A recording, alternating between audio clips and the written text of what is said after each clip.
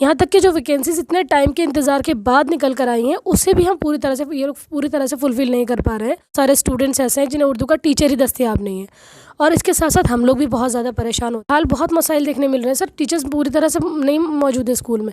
कई बच्चे मैंने ऐसे देखे जो चाह रहे हैं हम उर्दू पढ़ें, लेकिन उन्हें टीचर्स नहीं मिल रहे हैं, तो इस वजह से वो उर्दू नहीं पढ़ पा रहे हैं। बार बार ये हमारी कम्युनिटी की तरफ से और दिल्ली के हर नागरिक की तरफ से ये डिमांड आती रही कि स्कूलों में Urdu teacher, Punjabi teacher appoint किए जाए। अपनी मादरी ज़बान पढ़ने का हक़ है, तो सरकार ने इस तरह से हर स्कूल में उर्दू टीचर और पंजाबी टीचर की पोस्ट क्रिएट करी। ये इल्ज़ाम लगता था कि भाई उर्दू टीचर है ही नहीं, ट्रेन टीचर नहीं है, सीटेट पास नहीं है। आज की डेट में 1522 बच्चों ने इस एग्ज़ाम को दिया था, और डीएसएसबी की गलत पॉलिसी की वजह से, गलत एग्ज़ामिनेशन पॉलिसी की वजह से ये बच्चे सारे फेल हो रहे हैं। जो असामियाँ अभी बच गई हैं पंजाबी में, उर्दू में और संस्कृत में, क्योंकि टोटल 917 उर्दू में थी, 800 कुछ पंजाबी में थी और इसी तरीके से संस्कृत में थी। उसमें से कैंडिडेट्स ने बहुत कम मात्रा में क्वालिफाई किया है। यानी 2017 में भी असामियाँ आई थी, उसमें भी फ़ीमेल कैंडिडेट जो है तकरीबन 150 के करीब वैकेंसी थी, उसमें से एक फ़ीमेल कैंडिडेट सेलेक्ट हुई थी, बाकी सारी असामियाँ खाली चली गईं। लोगों ने जो कभी 8वीं पे या 9वीं में पढ़ी उर्दू, उनसे जो है वो बच्चों को उर्दू पढ़ाई जाती है, और इस तरीके की मारामारी है स्कूल्स के अंदर, उस्ताज़ बहुत कम है। बात बिल्कुल गलत है कि उर्दू को पढ़ाने वाले कोई नहीं है, बहुत है उर्दू को पढ़ाने वाले। ये सरकार जो है ले नहीं रही है। डीएसएसबी की जो पॉलिसी है वो बहुत गलत है। अब हम उर्दू में बहुत अच्छे नंबर से पास हुए हैं, लेकिन उन्होंने ये ए और बी पार्ट ये लगा दिया है, जिसकी वजह से हम 1-2 नंबर से रह गए हैं। उर्दू पढ़ाने वाले बहुत हैं, और अब हम ओवर एज भी होते जा रहे हैं, तो हम इनको देखना चाहिए कि हमें देनी चाहिए। इन्होंने निकाली थी 917 वैकेंसीज़, लेकिन इन्होंने बस 177 ही फिल की है। लेकिन पहले पार्ट में उर्दू के कोई क्वेश्चन नहीं रखे जाते। अगर ये 10 सवाल भी उर्दू के रख देते तो हमें, जो हम 1-2 नंबर से रहे हैं यहाँ पर, हमारे साथी और हम, तो वो नहीं रहते। लेकिन ये वैकेंसी जो है फिल नहीं कर रहे हैं। अब स्कूलों में टीचर नहीं होते उर्दू के, तो फिर बच्चे छोड़ते जा रहे हैं उर्दू। पहले भी आती रही है। 2017 में फ़ीमेल में केवल एक कैंडिडेट ने ही डीएसएसबी का एग्ज़ाम पास किया था, और इस बार 57 कैंडिडेट ने किया है, जबकि अपने सब्जेक्ट में बच्चों के 77 मार्क्स हैं, यहाँ तक कि 80 मार्क्स भी आ चुके हैं। सरकार मौका देती है, लेकिन वो हमारे साथ अन्याय कर रहे हैं, क्योंकि क्वेश्चन पेपर ही ऐसा बनाते हैं। तो ज़ाकिर ख़ान सर से इस पर्पस पे मिलना है कि अभी डीएसएसबी ने जो 917 उर्दू की असामियाँ निकाली थी, और उसमें जो उन्होंने एग्ज़ाम लिया है, उसमें 3rd लैंग्वेज के तौर पे इसमें उर्दू है, पंजाबी है और संस्कृत है।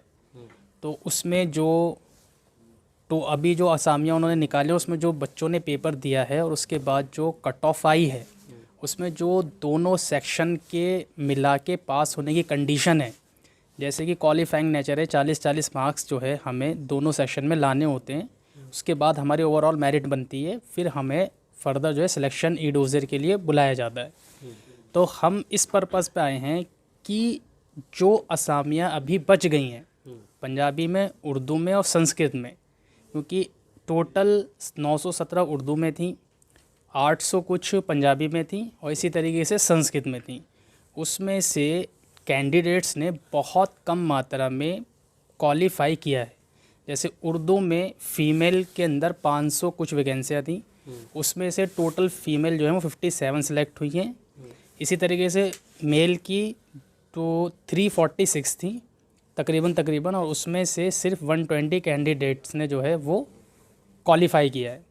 तो अब ये जो सीट बची हैं इस बार की, और इससे पहले जो लास्ट टाइम 2017 में यानी 2017 में भी असामियाँ आई थी, उसमें भी फ़ीमेल कैंडिडेट जो है तकरीबन 150 के करीब वैकेंसी थी, उसमें से एक फ़ीमेल कैंडिडेट सेलेक्ट हुई थी, बाकी सारी असामियाँ खाली चली गईं। उस तरीके से मेल की भी खाली चली गईं। तो ये 17 में भी और ये अप टू 2021 में भी अब ये तमाम वैकेंसीज़ जो हैं ये खाली जा रही हैं, और स्कूलों के अंदर सब्जेक्ट से रिलेटेड ख़ास करके उर्दू, पंजाबी और संस्कृत के उस्ताज़ा की इतनी कमी है कि उन्हें 3rd लैंग्वेज के तौर पे बच्चों को जो है जो मैथ्स के स्पेशलिस्ट टीचर हैं, साइंस के स्पेशलिस्ट टीचर हैं, इंग्लिश के और अदर सब्जेक्ट के हैं, और उन लोगों ने जो कभी 8वीं पे या 9वीं में पढ़ी है उर्दू, उनसे जो है वो बच्चों को उर्दू पढ़ाई जाती है। और इस तरीके की मारा मारी है स्कूल्स के अंदर, उस्ताज़ा बहुत कम है।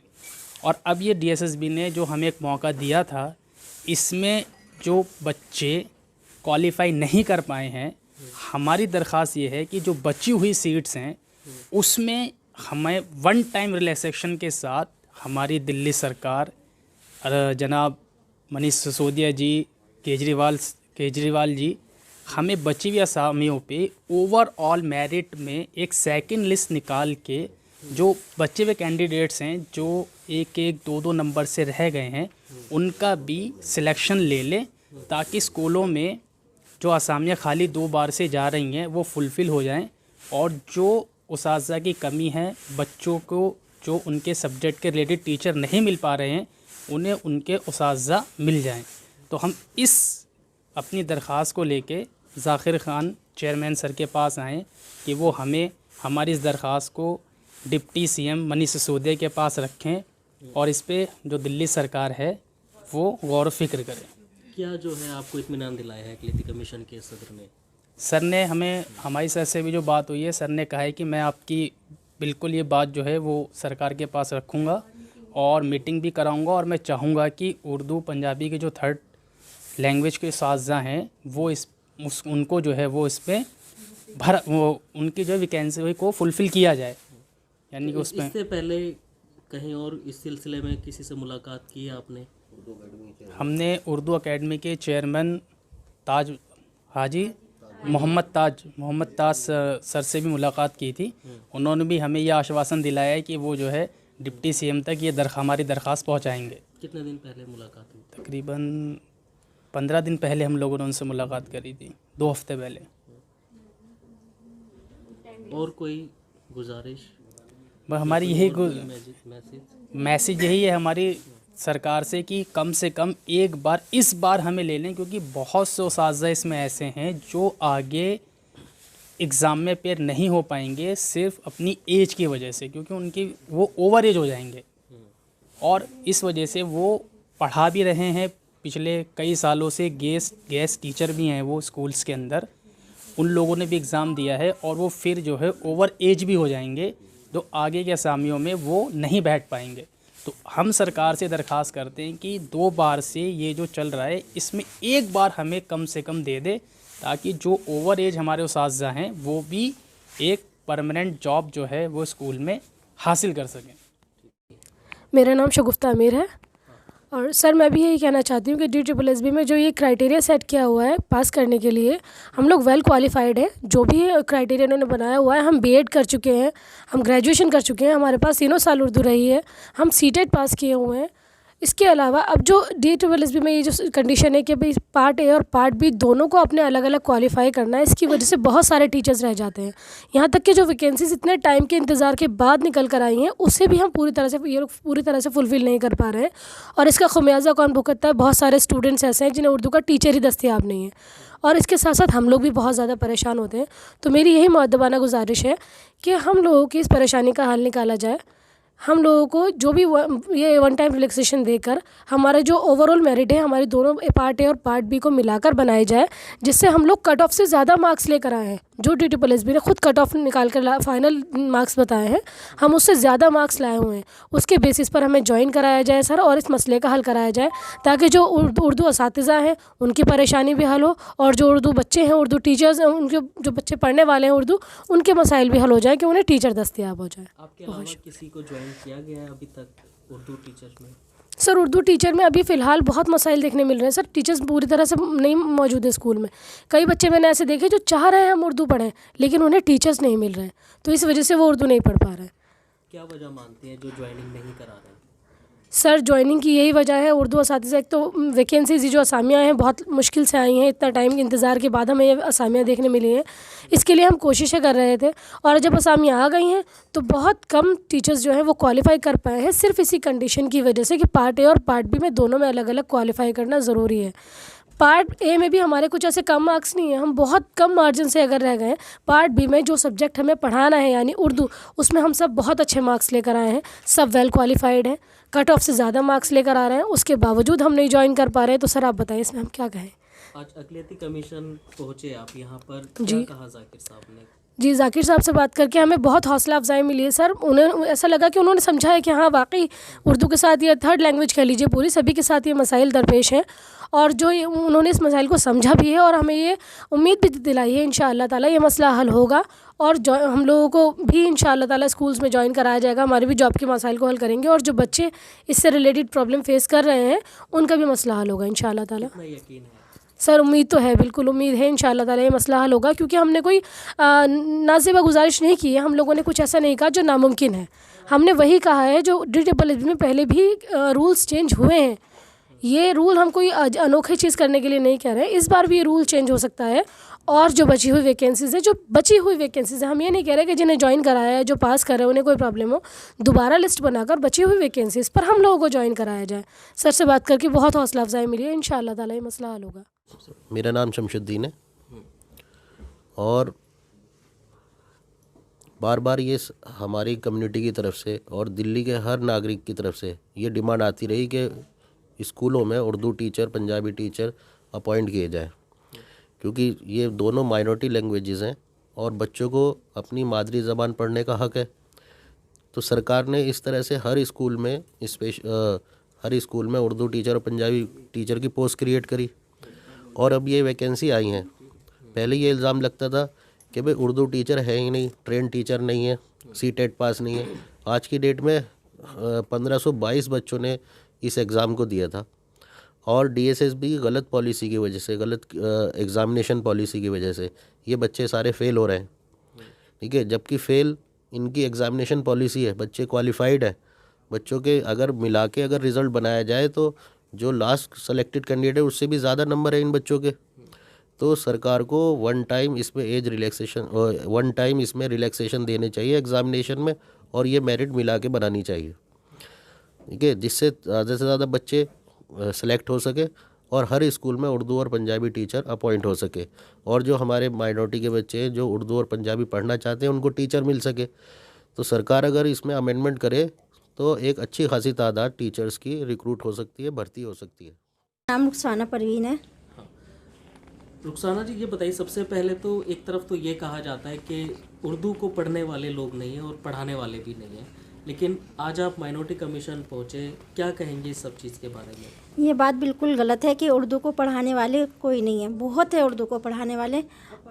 और ये सरकार जो है ले नहीं रही है। DSSB की जो पॉलिसी है वो बहुत गलत है।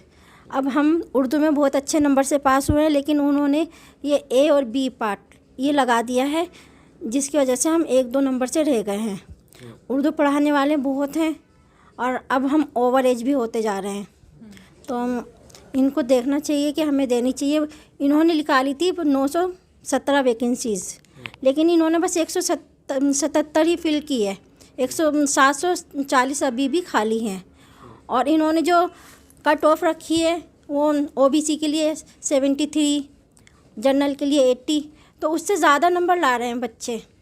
एक जनरल वाले, अभी मेरी मुलाकात हुई है, 115 लाए हैं, 95 ला रहे हैं, मेरे भी 82 हैं, लेकिन ये जो है रख नहीं रहे। उर्दू में हमारे बहुत अच्छे आए हैं, लेकिन फ़र्स्ट पार्ट जिसमें मेरे दोस्तों ने अभी बताया कि उसमें हिंदी, इंग्लिश सब, यानी उनको बेनिफिट मिल जाता है, मैथ्स और रीजनिंग वो सोशल साइंस वालों को, लेकिन पहले पार्ट में उर्दू के कोई क्वेश्चन नहीं रखे जाते। अगर ये 10 सवाल भी उर्दू के रख देते तो हमें, जो हम 1-2 नंबर से रहे हैं यहाँ पर हमारे साथी और हम, तो वो नहीं रहते। उर्दू को पढ़ाने वाले बहुत हैं, लेकिन ये वैकेंसी जो है फिल नहीं कर रहे हैं।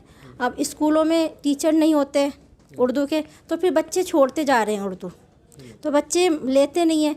वहाँ पे बता दिया जाता है कि उर्दू पढ़ाने वाला नहीं है कोई हमारे पास, या दूसरे टीचर को कहा जाता है जो उर्दू जानता भी नहीं है, जिनको यह थोड़ी बहुत उर्दू आती है कि आप उर्दू पढ़ा दीजिए, वो फिर वो सही से नहीं पढ़ा पाते उर्दू, तो फिर बच्चे छोड़ देते हैं।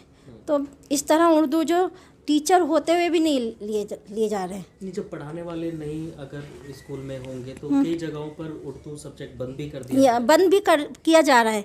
मैंने सुना है कि द्वारका में भी बहुत से स्कूल थे जहाँ पे उर्दू थी पहले, लेकिन वहाँ पे अब उर्दू टीचर नहीं है, क्योंकि बच्चे भी नहीं ले पा रहे उर्दू, क्योंकि टीचर नहीं है उर्दू, तो उर्दू पढ़ाई भी नहीं जा रही है।